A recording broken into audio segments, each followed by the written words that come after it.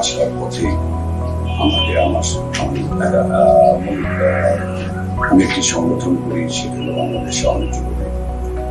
আমার ওই এলাকা থেকে খবর এলো যে গোলাগুলি হচ্ছে, আমি তাদেরকে বলি যেটি খাওয়া যাবে। এরপরেও আবার টেলিফোন এলো, তখন ইতিমধ্যেই আমরা মন্ত্রণালয় গেটে চলে এসেছিল, জাস্ট লেফটেন্যান্ট করবো এমন একটি সময়। এই বিষয়ের উপরে আমাদেরকে একটা আলোচনা শুরু করা দরকার তাদের সাথে। তোমরা দুজন যাও, চেষ্টা করো। একটা পর্যায়ে আমরা দেখতেছিলাম যে গোলাগুলির শব্দ এবং ওদের ভেতর থেকেও মাইক চলছিল, আমাদের কানে আসছিল। আমার কাছে মনে হয়েছিল যে হ্যান্ড মাইকের শব্দ মিলান হয়ে গেছে, কেন আমরা অনেক দূরে। আমরা তখন পুলিশের ঊর্ধ্বতনের কর্মকর্তাকে বললাম যে তাড়াতাড়ি করে কন্ট্রোলকে জানা, বড় মাইক যাতে শব্দটা ওদের কাছে যায়। আসলে আমি এই কারণেই বলছি যে টকটা কিভাবে তো বড় মাইক আসলো। বড় মাইক আসার পরে মাইক থেকে যখন আমরা খুব শেল্টার থেকে, তখন প্রচন্ড গুলি চলছে, আমরা শেল্টার থেকে আমরা মাথাটা বের করে আমরা মাইকে অ্যানাউন্স করছি, মিডিয়া অ্যানাউন্স করছে যে বিডিআরের সদস্যরা আপনাদেরকে আলোচনায় আসতেই হবে, নতুবা আলোচনায় আসতে হবে। আমাদের টেলিফোন নাম্বার 777, এই নাম্বারে আপনারা আমাদের সঙ্গে যোগাযোগ করেন। ওরা ভিতর থেকে যা তা গালাগালি করছে, ওরা মনে হচ্ছিল মাইকে যখন আমরা বলছি ওরা উত্তেজিত হয়ে ওরা প্রচন্ড গোলাগুলির সংখ্যা আরো বাড়িয়ে দিচ্ছে। তারপর আমরা হাল ছাড়িনি, ওরা অনেক কথা বলেছে, সেনাবাহিনী ধ্বংস করে দেবে, এই করবে, ঢাকা শহর উড়িয়ে দেবো, সেনাবাহিনী আগে উল্টো করেন, তারপরে আলোচনায় আসেন। আমরা বললাম সেনাবাহিনী তো আপনাদের কাছাকাছি নাই, সেনাবাহিনী তো শান্তি শৃঙ্খলার জন্য এখান থেকে কত ঘটনা করতে পারে, তার জন্য সেনাবাহিনী শান্তি শৃঙ্খলার জন্য দূরে দূরে অবস্থান করছে, ইত্যাদি ইত্যাদি। আমরা যখন পতাকাটা উঠালাম, তারপরে ওদেরকে অনুরোধ করলাম যে আপনারা আলোচনায় আসেন, আমরা আলোচনায় বসতে চাই, আপনাদের কি সমস্যা আছে, কি আমাদেরকে বলতে হবে। আমরা যখন দুপা আগাচ্ছি, হঠাৎ আবার গুলি হওয়ার পরে সে এবং আমি দুজনে আমরা সরে গেলাম। টিভির পর্দার পরে আমরা শুনলাম যে এটা নাকি দেখা গিয়েছে। দাঁড়ায় থাকা যে তার কোনো বিশ্বাস করে আমরা উপরে আগাইলাম, সেই ইশারা দিতে আপনারা আসেন, কোনো অসুবিধা নেই, আসেন। তা আমরা বললাম যে এইটা নিয়ম না, আলোচনার নিয়ম এটা না, আপনাদেরকে রাস্তা খালি আছে, আপনাদেরকে অর্ধেক রাস্তা আসতে হবে, আমরা অর্ধেক রাস্তা, আপনাদেরকে সাদা পতাকা নিয়ে বেরোতে হবে, আমরাও সাদা পতাকা নিয়ে আগাবো, মাঝখানে আপনাদের সঙ্গে আমাদের কথা হবে, আমরা আপনাদের পিলখানে ঢুকবো না। কারণ আমাদের ভিতরে আমরা রাজনীতি করি, আমাদের মধ্যে একটি আতঙ্ক ছিল যে আমাদেরকে হয়তো চিপি করে একটা বিভ্রান্তি আগে পরিষ্কার করে যে বারে বারে আমরা মিডিয়ারে দেখলাম ভিতরে যে গেছি, এখানে আমাদের ভিতরে যাওয়ার পয়েন্ট আউট করছি। এই যে আপনারা বলেছেন যে কয়েকবার আপনারা যাতায়াত করেছেন, আমি পয়েন্ট আউট করেছি কথাটা, এটা নিয়ে কিন্তু আসলে বিভ্রান্তি আছে যে আমরা বোধহয় বারে বারে যতবার আমরা কেটে গিয়েছি, মনে হচ্ছে গেটটা এমন ভাবেই করা, দূর থেকে অনেক দূরে তো সাংবাদিক দর্শক শ্রোতারা ছিল, ওনারা মনে করেছেন যে আমরা ভিতরে গিয়েছি। সরি টু সে যে আমরা কিন্তু আসলে ভিতরে যাইনি কখনো। আমি সে কথাই আপনাদেরকে জ্ঞাতার্থে দিচ্ছিলাম যে আমরা আমাদের মধ্যে একটি সেন্সেশন কাজ করেছে যে আমাদেরকে ওরা জিম্মি করে ফেলতে পারে। আমাদের দুজনকে যদি ওরা জিম্মি করে ফেলে, তাহলে ওদের জন্য ওদের যে বিষয়, ওদের যে ধ্যান ধারণা বা যে নিয়ে ওরা এই কাজটা করছে, ওদের জন্য আরো সহজ হতে পারে। আমার জীবনে আমি এই গালাগালি শুনি, যে গালাগালি সেদিন ওরা করেছে। একটা পর্যায়ে মানে আমি সরি যে আমি ভাষাটা আমি আনতে পারছি না, মানে এগুলো বস্তির ভাষা, এইসব ভাষা দিয়ে গালাগালি করে বলতেছে তোরা কারা, এই কুত্তার বাচ্চা, সরি আমি ভাষাগুলো বলতেছে, এই কুত্তার বাচ্চা তোরা কারা, তোকে প্রধানমন্ত্রীর পাঠা। এবং এই ক্লাসটার মুখে লাল কাপড় বাঁধা। আমরা বুঝলাম যে লাল কাপড়, একটি জিনিস বুঝতে পারলাম যে লাল কাপড় সাদা কাপড়ের মধ্যে কোনো, এবং দেখা গেল যে এরা কত এক্সাইটেড এবং there very much young.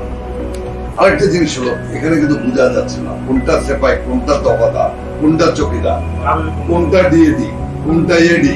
R DAD শব্দটা কিন্তু আমি সর্বপ্রথম এই মানে 26 তারিখের পর আমি জেনেছি। আসলে এই র্যাঙ্কিং গ্রুপদের সঙ্গে তো আমরা কখনোই যোগাযোগ ছিল না। তো এই ডিএডি শব্দটাও কিন্তু পরিচিত হয়েছি এই ঘটনার পরিপ্রেক্ষিতে। যখন আলোচনা হচ্ছিল, যেটা ডিএডিও ওখানে নাই, কোনো ব্যাজ নাই, সব মনে হচ্ছে আমাদের কাছে এক। আর চেহারা বুঝেও বোঝা যাচ্ছে না যে এটা ডিএডি বা এটা অফিসার।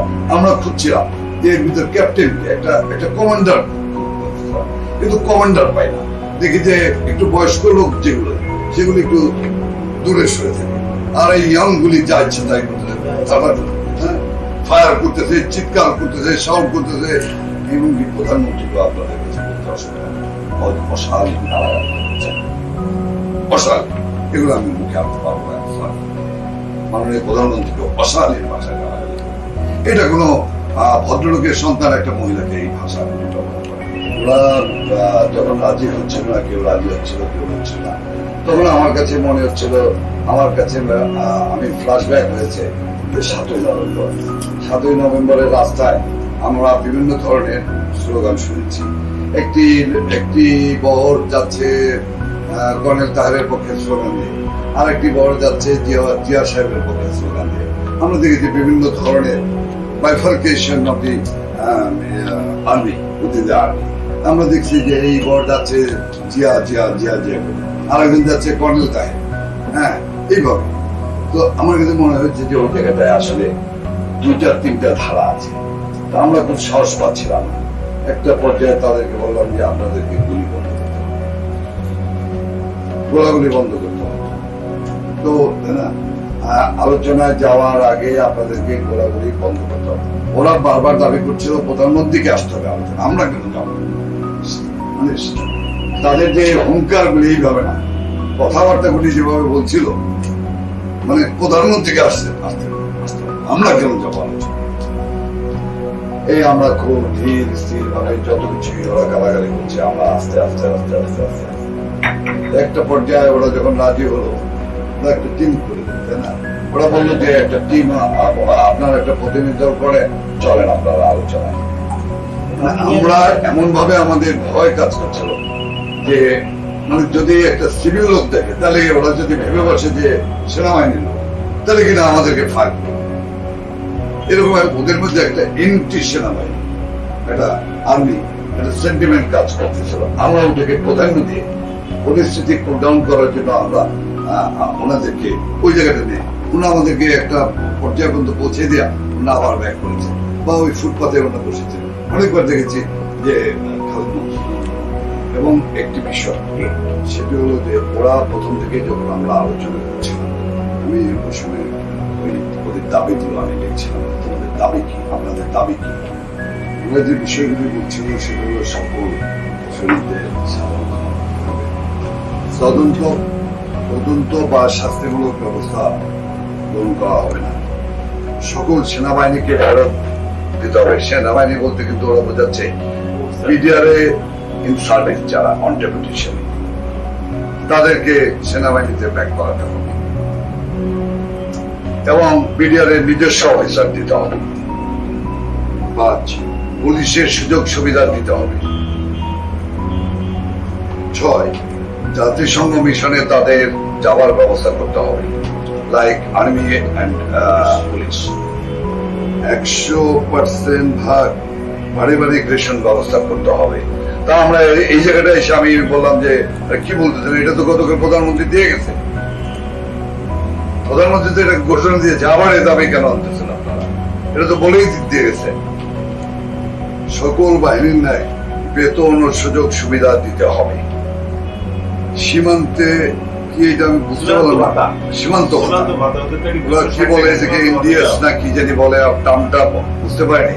যেখানে ওই একটা কিছু লেখা রাখছি যে সীমান্ত ভাতা, কি ইন্ডিয়াস নাকি ওই অফিসিয়াল টার্মসটা। আরেকটা হলো সীমান্ত পাহারা তারা দেয়। একটু আমি এখানে বলি, ওরা সবসময় একটা জিনিস বলে আসছিল, পাহারা দেই আমরা, যুদ্ধ করি ভারতের সঙ্গে আমরা, উন্নত পয়সা অর্ডার দেয় ইত্যাদি ইত্যাদি। মানে ওই যে এমপি আর্মি অফিসার যে সেন্টিমেন্টটা ওইখান থেকে বলতেছিল আমাদের ভাতা দিতে হবে, আমাদের গাড়ি দিতে হবে, আমাদের গাড়ি নাই, আমরা পাহারা দিই, আমরা দেশ রক্ষা করি, এইসব অনেক কথাবার্তা গুলি ওরা বলছিল। সেইখানে এসে ওরা বলতেছিল যে সীমান্ত পাহারার জন্য যথেষ্ট পরিমাণ গাড়ি দিতে হবে। আরেকটি বিষয় বলেছে, সেটি হলো বিডিআর স্কুল অ্যান্ড কলেজ, এখানে আমাদের ছেলে মেয়েরা পড়তে পারে না, আমাদের ছেলে মেয়েদেরকে পড়াশোনা করতে হবে, আমাদের ছেলে মেয়েরা পড়ে বাইরে, আর আমরা ওইসব পাহারা দিই ইত্যাদি ইত্যাদি, এইসব সেন্টিমেন্টাল ল্যাঙ্গুয়েজ। আর একটা হলো বেতন বৈষম্য দূর করতে হবে। এই বিষয়গুলি মূলত ওরা অন্য বলছিলেন, ওরা বলছিল বারবার, এই দাবিগুলো নিয়ে আসছিল বারবার, এই কথাগুলো অন্যান্য অবস্থায় যারা তারা কোনো চিন্তা করেন, সব আমাদের এই জিম্মি, আমরা সবাইকে আটকে রাখছি। ভাবছেন আপনারা যে আর্মি দিয়ে ইয়ে করবেন, আমরা এই অফিসারদেরকে সামনে দেবো, ট্যাঙ্কের সামনে দেবো, অফিসারদের ফ্যামিলিও আমরা সব রেখে দিচ্ছি জিম্মি, আমরা অফিসারদের কি বউ বাচ্চা, শব্দটা ছিল বউ বাচ্চা, আমরা ট্যাঙ্কের সামনে দেবো, তারপরে আমরা ধ্বংস হয়ে যাব। আমরা জানি আমরা আমাদেরকে মেরে ফেলবে, কিন্তু আমরা এখান থেকে আমরা কি বলবো শব্দ আর এটা কি আমি জানি না, মানে অস্ত্র নাম এটা বললো যে আমাদের যে রেঞ্জ আছে, আমরা বিশ্ববিদ্যালয় আপনার সচিবালয় পর্যন্ত আমরা উড়াই দেবো, আমাদের উপরে অ্যাটাক করবে। এই শব্দটা কিন্তু ব্যবহার করেছে ওরা, যে আমাদের কাছে এমন অস্ত্র আছে যে বিশ্ববিদ্যালয় থেকে শুরু করে আমরা সচিবালয় পর্যন্ত আমরা উড়িয়ে দেবো। এবং ধানমন্ডি শব্দগুলো বলছে, ধানমন্ডি, মোহাম্মদপুর, ধানমন্ডি, হাজারবাগ টাজারবাগ এসব এলাকা আমরা উড়ে দিয়ে আমরা মরে যাবো, আমরা মরার জন্য নামছি, মৃত্যু আমার যাইনি আমরা না। এইসব ইমোশনাল জিজ্ঞাসামূলক কথাবার্তা তারা বলেছে। তো আমরা ওখানে গিয়ে একটু একটু দেখে দেখেছি। একটা পর্যায়ে দেখলাম যে আলোচনার পরে একজনকে ডাকলো, দেখে কথা বলছে, এবং আমি খুব কাছেই ছিলাম, আমি ওভার হিয়ার করতেছিলাম যে উনি জিজ্ঞাসা করতেছেন যে আমরা তো আপনি বলি, উনি তো আর আপনি বলছেন না ওদেরকে, আমি ওভার হিয়ার করছিলাম, ওকে তুমি বলতেছে, বলতেছেন যে এই কি অবস্থা। তিন সার্ভিস চিফ কি ভিতরে ছিলেন প্রাইম মিনিস্টারের সাথে? হ্যাঁ, বেশ কিছু করছিলেন আলোচনার সময়। আমি যে আপনার দাবি মানবো, কারণ আমার ডিজি যে বেঁচে আছে, আমাকে তার সাথে কথা বললে তখন আমি আমার ডিজি কনফার্ম করবে যে সব অফিসার এই ধরনের কথা অনেক সময় বলা হয়েছে। তখন বলছে যে আমরা তো গেটের দায়িত্বে ছিলাম, ভিতরের অ্যাকুরেট খবর জানি, তখন আমার কথা চেঞ্জ করছে। ভিতরে অবস্থা কি বারবার প্রধানমন্ত্রী বলেছে, আমাদের সবারই পরিচিত বা আত্মীয় স্বজন তো বিডিআর এর সৈনিকও আছে, যারা কিন্তু বাড়িতে খবর দিয়ে দিছে, আমাকে সরাসরি না দিলে আমার দেশে, তার দেশের বাড়িতে ভাইকে জানিয়ে দিচ্ছে যে এরকম ডিজি সহ 50 জন অফিসার মারা গেছে। এবং একটা পর্যায়ে ওরা এত একটা তখন কিন্তু মানে খালি পায়ে একটা ছেলে, আরেকটা ছেলে ছিল ওর বাড়ি, একটা পর্যায়ে এত বেয়াদবি করলো যে আমি আসলে জিজ্ঞাসা করছি যে তোমার আপনার বাড়ি কোথায়, আপনি ঢুকলেন কোনিয়ারে, বিডিআরে ঢুকছেন কোনিয়ারে, তো বললো কোনিয়ারের জন্য 200 কালো মতো পেটে গাইটা গুইটা, ওর চেহারাটা দেখে মনে হচ্ছিল যে একটা মানে একটা আসছেই ও যুদ্ধ করার জন্য সে প্রধানমন্ত্রী ও গাড়ি এদের মানে ভিতরে ঢোকার আগে এদের মেজাজটা নেওয়া হয়নি যে না, তখন সেটা আমাদের মধ্যে কাজ করে না। হ্যাঁ, এটা আমাদের মধ্যে কাজ করে নাই। 3 অথবা 4 এই মুহূর্তে আমার মেমোতে কাজ করে, 3 অথবা 4 ছিলেন ভিতরে দাঁড়ানো। তারা কিন্তু যতই বলছে ওনারা সবাই চলে গেছে, কিন্তু ওরা ধারায় দাঁড়িয়েছে।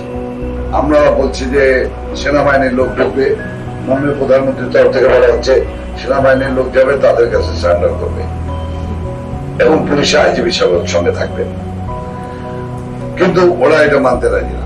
ওদের কথা ছিল যে না, আর্মি, এই যে আমি যেটা গোড়া থেকে শুরু থেকে আপনাদেরকে বলছিলাম যে একটা বিষয় প্রাধান্য দিচ্ছিলাম যে এন্টি আর্মি একটা মানে ওদের ভিতরে একটা ব্যাপার ছিল সবসময়। ওরা পট করে প্রস্তাব দিয়ে বসলো যে পুলিশের কাছে আমরা সারেন্ডার করবো, কিন্তু আর্মির কাছে আমরা সারেন্ডার করবো না। ওইখানে আলোচনা হয়েছে। তারপরে এই কাজটা অস্ত্রটা কে দায়িত্ব নিয়ে একখানে করবে, তখন ওদের মধ্যে কথা হলো যে স্যার আছে, স্যারকে উনি দিয়ে দিচ্ছেন। এই তখন বোঝা গেল ডিএ র্যাঙ্ক কি, আপাও জিজ্ঞেস করছে ডিএ সে কি করে, সিপাহী থেকে অফিসার। সে ডিএডি এবং সে হলো ওই জায়গার যে ওর মধ্যে বুঝলাম যে সিপাহি থেকে অফিসার 2-3 জন, এরপরে 2-3 জনের মধ্যে আবার ওই তহিদ যে সে হলো সিনিয়র। ডিসিশন হলো সে করে বলা হলো যে আপনি পারবেন, ঠিক আছে। ওরা যদি সে আবার সবসময় দেখতাম তো সিপাহীদের উপরেই দায়িত্ব, ওরা যদি করে দেয় তাহলে আপনার স্যার এখানে কিন্তু একটু interrupt করি। একটু মানে যেটা মিডিয়া থেকে আমরা পাইছি সেটা হচ্ছে যে ওই আম্বালা সুইটস এর মিটিং এর কোন একটা পর্যায়ে নেতা সিলেক্ট হয়, কে নেতৃত্ব দিবে? তহিদ। তো এটা আর মানে পরে দেখেন, এটা হলো- এটা না, but ওই তো নেগোসিয়েশনে যাওয়ার আগে। পুরোটাই মানে ডিসিশন যাওয়া হয়েছে 14 টিমের যাওয়ার আগে তো ডিসিশন যাওয়া হয়েছে সব গেছে, ডিসিশন নেওয়ার পরে ভিতরে ঢুকছে ডিসিশন পূর্ণ। আরেকটি আমার ওইটা আমি বলতেছি যে প্রথম যখন আম্বালা সুইটস এ কথা হচ্ছিল যে 14 দলের বা একটা সংখ্যক টিম যাবে মাননীয় তখন প্রধানমন্ত্রী, কোনো নেতা নাই, তো তখন তৌহিদকে আর এগুলো কোনো নাম আমরা জানি না। না, আরেকটি তখন বিষয় আমি কিন্তু একটু সিলেক্ট pinpoint- হয়েছিল sorry, যে এই দলের নেতৃত্ব দিবে দিয়ে দিতে। আমরা আরেকটি বিষয় না। পিনপয়েন্ট করতে তখন চাই। কোনো নির্দিষ্ট নেতা হিসেবে কেউ আসে নাই, কোনো নির্দিষ্ট নেতা নেই। সবাই নেতা। বিভিন্ন মিডিয়া হয়তো দেখেছেন যে আমার খুব ঘনিষ্ঠ কে বন্ধু সিনিয়র কে তহিদ সাহেব। ছিল আমার মধ্যে হলো তারাও বলে। আমাদের কাজ আছে এই বিষয়টা ছিল হলো যে তহিদের সঙ্গে কিন্তু আমাদের এই মাননীয় এই জায়গায় এসে তহিদ উনি এবং ওনার বাড়ি যে ঝালকাঠি এটাও কিন্তু তখন তো জানতাম না আমরা। তো এর পরে গিয়ে তহিদকে আমরা যখন প্রধানমন্ত্রী কার্যালয় থেকে বেরিয়ে যাচ্ছিলাম তখন ওর হাতে একটা মোবাইল দেখছিলাম। তহিদের তখনও আমরা কিন্তু জানি না যে ও তহিদ। তো আমরা বললাম যে আপনার মোবাইল নাম্বারটা, আপনার হাতে তো মোবাইল আছে, আপনার সঙ্গে তো এরপরে আমাদের বাইরে থেকে যোগাযোগ করতে হবে, একটা আপনার মোবাইল নাম্বারটা দিতে কি কোনো অসুবিধা আছে? বলো যে না। তখন এই আমরা নাম্বারটা পাই। তৌহিদ হিসেবে তৌহিদের সঙ্গে এর আগেও কথা হয়েছে কিনা জানি না, আমরা পিডিআর এর আগে কথা হয়ে থাকলে তহিদের সঙ্গে কথা হয়নি, মানে ওই ঘটনার পর থেকে। ঘটনার আগে তহিদের সঙ্গে আমার সঙ্গে আমি আপনাদের সামনে মানে কি বলবো আর কি, একদম শপথ করে আমি বলতে পারি না, শপথ করা লাগবে না। না, আমার সঙ্গে না, এটা একটা ইয়ে হয়েছে। ওর সঙ্গে আমার ফার্স্ট যোগাযোগ হয়েছে এই প্রধানমন্ত্রী কার্যালয় থেকে বের হওয়ার পর। স্যার আরেকটা সেটা for surrender, not for anything, সারেন্ডারের জন্য। নাম্বার ওয়ান, ওই সারেন্ডার করার জন্য দায়িত্ব নিয়ে গেছে, ও দায়িত্ব নিয়ে গেল। মানে যে কয়জন প্রথম 14-15 জন আসলে টিমের মধ্যে সেই এই আনুষ্ঠানিকতাটা সে করার দায়িত্ব নিয়েছে। এত বড় একটা নেগোসিয়েশন হলো, ডিজি এবং অফিসার বা ফ্যামিলিদের বেরিয়ে আসার ব্যাপারে কোনো আপনার স্টেটমেন্ট তো ছিল না শিওর বা না, বলছি যে আপনার মানে মানে এটা নেগোসিয়েশন ডিলের মধ্যে এটা হলো না কেন যে ঠিক আছে তোমরা এটা রাখো, এটা ছাড়ো, অস্ত্র দাও, এই কন্ডিশন সবাই গেছে না, তাহলে তো কেউ যাবে নিয়ে আসবে বা ডিজির সাথে কথা হবে, আচ্ছা ঠিক আছে সাধারণ ক্ষমা হবে, কিন্তু তার আগে আমি ডিজির সাথে কথা বলে কিন্তু সেই পরিপ্রেক্ষিতে কিন্তু ওনারা ঢুকলেন মাননীয় স্বরাষ্ট্রমন্ত্রী মহোদয়। না ওইটা আমি বলতেছি যখন সাধারণ ক্ষমা ঘোষণার আগে লাস্ট একটা কন্ডিশন হওয়া উচিত ছিল যে আমি ডিজি যেহেতু আটকাছে বলতেছো, সুতরাং তোমাদের কাউকে পাঠাও, ডিজির সাথে আমি কথা বলে নিশ্চিত হতে চাই। মানে তখন কিন্তু অলরেডি দেশের 16 কোটি মানুষ কোনো না কোনো ভাবে আন্দাজ করে ফেলছে যে ডিজি মারা গেছে। 4টার সময় মিনিস্টার অফিসে যখন আলাপ হয়, তা এই আলাপের মধ্যে ডিজির মৃত্যুর বিষয়টা আসলো না কি করে, বা অল ইন্টেলিজেন্স সোর্সেস মিস করলো কি করে, যে আপনার কোনো প্রেস ব্রিফিং এও এটা আসলো না? সরি, আসছে, আমি এই যে সেটা আমার কাছে আপনার প্রেস ব্রিফিং এ এসছে। শুধু জিম্মির ব্যাপার এসছে, বা ডিজি বা তার অন্যান্য অফিসারদের রিলিজের যারা ব্যাপার আটক আছেন তাদেরকে পার্টিকুলার ডিজি কথা বলা হয়নি স্যার। আমার কথাই নাই, কিন্তু বলা ছিল যাদেরকে জিম্মি জিম্মি করছে, but it was A casual তাদেরকে বাইরে আসতে নট না যে দিতে হবে। অফিসার ওকে ডিজি এবং বাইরে অফিসাররা আসতে ফেরত দিতে আসবে, হবে। অথবা 10 জন থাকবে, ঠিক বাকিরা আছে। আটকাবে। কিন্তু ওই DG being the main centre focal point of ইয়ে, আমাদের কিন্তু প্রথমে আসলে ডিজি আছে কিনা, এই জিনিসটা কিন্তু কোথাও কোনো প্রেস ব্রিফিং এ কোথাও মানে সাধারণ ক্ষমার আগে তো এই কন্ডিশন হতে হবে, যেটা হত্যাকারী তো সাধারণ ক্ষমা পেতে পারে। অল এরকম কিন্তু আলোচনা হয়েছে, কিন্তু পার্টিকুলারলি ডিজি বলানের শুধু ওখানে বলা ছিল যে যে সকল মহিলা, শিশু এবং অফিসাররা যারা জি, আমি জিম্মি আছে, এক্স্যাক্টলি আপনি এটা কথা বলছেন। জিম্মি এই শব্দটা বলা হচ্ছে। আপনি বলেছেন যে তাদেরকে যে সমস্ত মহিলা, শিশু, but you never talked about office DG এবং অন্যান্য অফিসার। ডিজি মেইন হোস্টেজ বাদ পড়ে গেল। পার্টিকুলার ডিজি নামটা ওই জায়গাটায় প্রেসক্রিপশন। না, আমার ইয়েছে মানে আমার একটা বা আমাদের আসলে তো আমরা অনেকেরই কিন্তু কনফিউশন এটা স্যার। আমি কিন্তু আমাদের দুর্বলতা, আমাদের লিমিটেশনটা বুঝতে হবে। আমরাও কিন্তু সিভিল না, কিন্তু এই যে মিডিয়াতে বা যেখানেই হোক প্রথমেই কিন্তু সব জায়গায় লেখা আছে ডিজি সহ অন্যান্য অফিসার মারা গেছে, প্রথমে কিন্তু এই কথাটা লেখা আছে, তাই সবারই স্ট্রাইক করছে ডিজি। তো তো ওইখানে নেগোসিয়েশনে ফার্স্টলি কথা আপনার কথা কিন্তু ডিজির কথা, অন্য অফিসে কি আছে কিন্তু আমরা কেউ জানি, but DG is there, general শাকিলকে সবাই চিনেছে। ফ্যামিলি বলতে ডিজির পরিবার এবং বাকিদের আসার কথা। ইনফ্যাক্ট যেটা আমরা কিন্তু ওখানে বুঝি, সবসময় ওরা কিন্তু ওদেরকে জিজ্ঞাসা করায়, ওরা সবসময় বলে গেছে না, বাট আমি বলছি নেগোসিয়েশন, সাধারণ ক্ষমার আগের কন্ডিশনটা হওয়া উচিত ছিল যে আমরা ডিজির সাথে অ্যাটলিস্ট কথা বলবো, তারপরে সাধারণ ক্ষমাটা ঘোষণা করবো। মানে এটা কিন্তু মানে সবার মনে এই প্রশ্ন যে মেইন হোস্টেসটার ব্যাপারে কোনো সিদ্ধান্ত ছাড়া সাধারণ ক্ষমা আসলো। আমরা ওখানে যাওয়ার পরে কিন্তু একটি শব্দ ব্যবহার করি, একটা শব্দ আমরা ওই আলোচনায় আর ব্যাপার হচ্ছে ওই সময় বিষয়টি হয়ে গেল 3 বাহিনী প্রধান আর মানুষ সাধারণ ক্ষমা, এই সাধারণ ক্ষমাটা এটা ওই সময় ঘোষণা দেওয়ার যদি এটা আসলে টেকনিক হিসেবে আসলে ইউজ করা হয়েছে না, তা হলো আর সাধারণ ক্ষমার অল্টারনেটিভ যেটা ছিল দাবি যে সরকার তাহলে কি নিল, তা সরকার তো ওদের সঙ্গে কথা যা হয়েছে অস্ত্র সমর্পণ করবে, না, জিপি but যারা আছে এখানে সবাইকে স্যার আপনার বেয়াদবি না করলে মনে করলে স্যার একটু কথা বলতে চাই। সত্যিকার অর্থে কিন্তু তারা তাদের সমস্ত দাবি দাওয়া নিয়ে গেছে, সরকার কিছু নিতে পারে না, কেন তারা ডিএটির কাছে অস্ত্র দিবে। এটা মানে যে কেউ ইয়ে করবে যে তারাই তাদের কাছে অস্ত্র রাখতেছে, যার নেতৃত্বে তারা কাজ এই করবে। বিষয়গুলো আছে সিদ্ধান্ত যখন হয়েছে প্রাইম মিনিস্টার বুঝতে পারছি। আমরা আপনারা শুধু ক্যারি আউট করছেন। গেট পর্যন্ত তারা তাদের আইনে দিচ্ছে, এনে দেওয়ার পর মূল থেকে- যেটা সবার প্রশ্ন স্যার, এনে দেওয়ার পর থেকে প্রাইম মিনিস্টার প্লাস 3 বাহিনী প্রধান তাদের সঙ্গে আলাপ আলোচনা করে ডিসিশন আর আমরা আবার এই ডিসিশন যেটা হয়েছে এটার এক্সিকিউশনের জন্য আমরা আবার গেলাম সন্ধ্যার সময়, তখন কিন্তু আমাদের টিম বড় মানে আমরা ওই এনভায়রনমেন্টে তো আমি নিজেকে কল্পনা করতে পারবো না। আপনারা শুরু থেকে ছিলেন, আপনারা সব ভালো জানেন। অফিস থেকে যখন আমরা আবার গেলাম তখন কিন্তু টিম আমাদের বড় হলো, আগে তো ছিলাম 2 জন।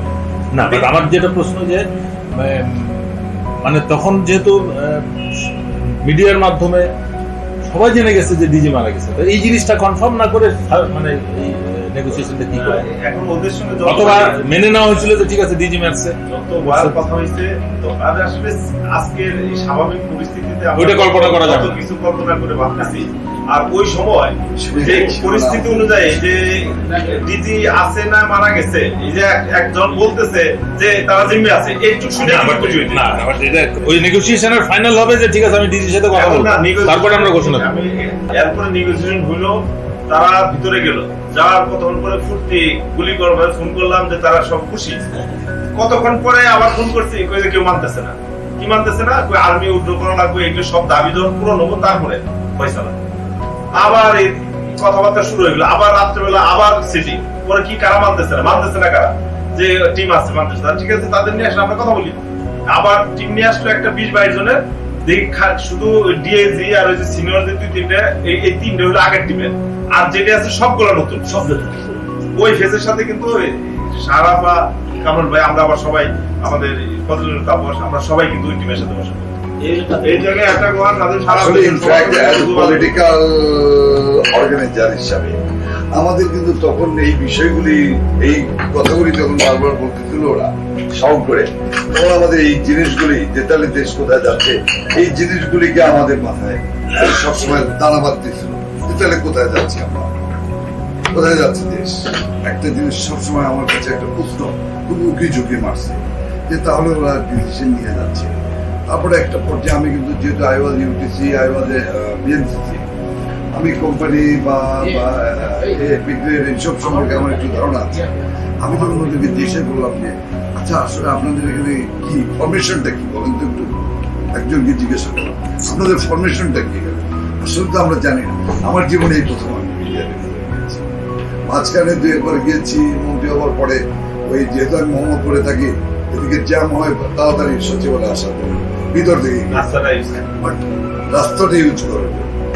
আমার কাছে মনে হচ্ছে যে তারা ভিতরে যায় কি ডিসিশনটা এক্সিকিউট করতে পারে না, তারপরে তাহলে কেউ কি ভিতরে আছে যারা কন্ট্রোল করতেছে করতে, এই প্রশ্নটা কিন্তু আমার ভিতরে উকি ঝুঁকি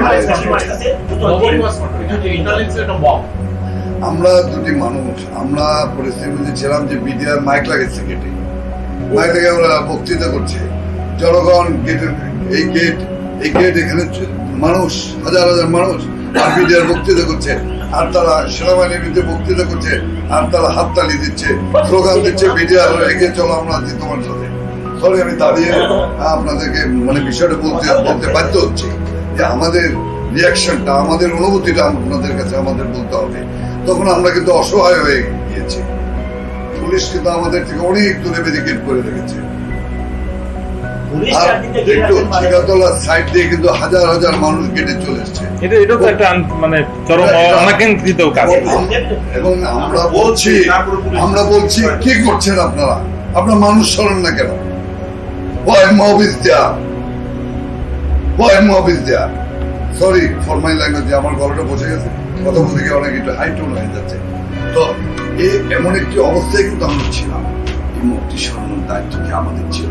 অবশ্যই না, অবশ্যই না। We are the political one. অবশ্যই। আমাদের লিমিটেশন আছে।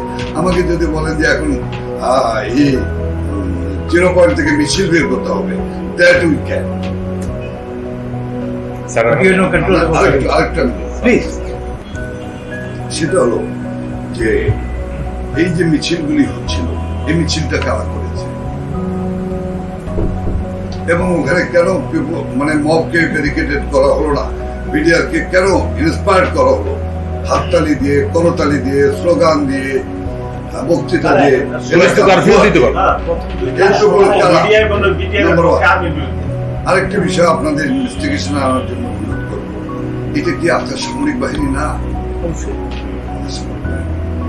আর এর উত্তরটা কি আপনার কাছে? আমি কিন্তু সিভিলিয়ান। আমি একটু প্লিজ আমি আপনাদের কাছে প্রশ্ন রাখতে চাই, এর যে উত্তরটা এটা কি আপনার? যে আর্মস আমি দেখেছি, আমার যে আর্মস যে অ্যামিনিশন আমি দেখেছি, আপনি জিজ্ঞাসা করলে জানতে পারবেন যে additional DG RAB mister colonel Reza সাহেব, আমি তাকে বলেছি রেজা সাহেব যেভাবে হোক চারিদিক ব্যারিকেড দেন। ইভেন পুলিশ যখন রাতে পুলিশকে যখন আমরা 26 তারিখ রেখে আছি, আমি রেজা সাহেবকে বললাম, রেজা সাহেব পুলিশ রেখে গেলাম, সরি এখানে পুলিশের কেউ থাকলে আমি কোনো ডিভিশন করছিলাম বা অবিশ্বাসের বিষয়টা বলছিলাম, আমি বলছিলাম এমন ভাবে আমগুলো পড়ে আছে, গ্রেনেড পড়ে আছে। আমি বললাম যে পাশাপাশি আপনাদের লোকটায় টুয়েলভ থাকুন, এই আমস কিন্তু হিসাব নাই, এই গ্রেনেডের কোনো হিসাব নাই, এই গ্রেনেড কিন্তু বাইরে চলে যাবে, এরপরে আমাদের উপর মারবে। এটা কিন্তু এটা হলো আমাদের অনুভূতির কথা আমি বলছি। এটার ভিতরে যুক্তি না থাকতে পারে, এটার ভিতরে আইনগত কোনো ব্যাপার না থাকতে পারে, কিন্তু আমাদের অনুভূতি থেকে কথাগুলো আমরা বলেছি।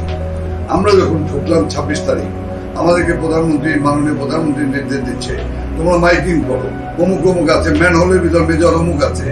আমরা অ্যানাউন্স করছি একটু মেজর মন্ডি সাহেব আপনি ম্যান হলের ভিতর চুঙ্গা ঢুকাই দিয়ে মাইকে, আমি অমুক বলছি, আমি অমুক বলছি, আপনি বেরিয়ে আসেন, এখন পিলখানা সম্পূর্ণ আমাদের নিয়ন্ত্রণে, আপনার কোনো ভয়ের কারণ নাই।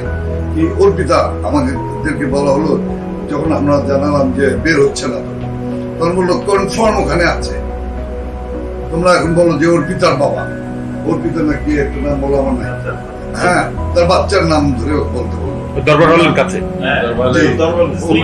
আমি চিৎকার করে বলছি ইউ বিলিভ মি, উনি যখন একজন ভদ্রলোক পরে জানলাম আমার নাম, উনি বেরিয়ে আসছেন, আমি আবার দাঁড়াতে পারছিলাম, উনি আসছেন, একটা লোক উঠে আসলো, দাঁড়াতে পারতাম, পড়ে যাচ্ছে। আমি কিন্তু এই ঘটনাটা বলছি এই কারণে, ওনাকে ধরে বসলাম 36 ঘন্টা উইদাউট ওনাকে ধরে বসলাম, ওনাকে জড়ায় ধরলাম, জড়ায় ধরে বললাম আপনি জেন্টলম্যান, আপনি কিন্তু আর্মি অফিসার, বিকুল নর্মাল হয়, এই পানি পানি পানি বলে চিৎকার করলাম, এক পানি, উনি একটু পানি খেলেন। আমি বললাম হট, আপনি আর্মি পার্সোনাল হয়ে আপনি পানি, আপনি পুরা পানি লেখেন, দেখুন আপনি ঠিক হয়ে গেছেন, নর্মাল হয়ে গেছেন, কারণ এই পানিও তো খাইনি আমি। আমার এটা হলো যে ওনাকে পানিটা খাওয়ালে উনি একটু রিকভার করবে।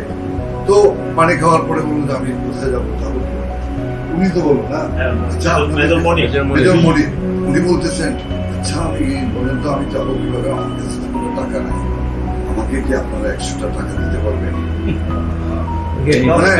সরি যে আমাকে ইমোশনাল কথা বলতে হচ্ছে, আমার পকেটে টাকা ছিল, আমি বের করে ওনাকে 1000 টাকা দিলাম। দিতে চাইলেন না, আমি পকেটে ঢুকে দিলাম।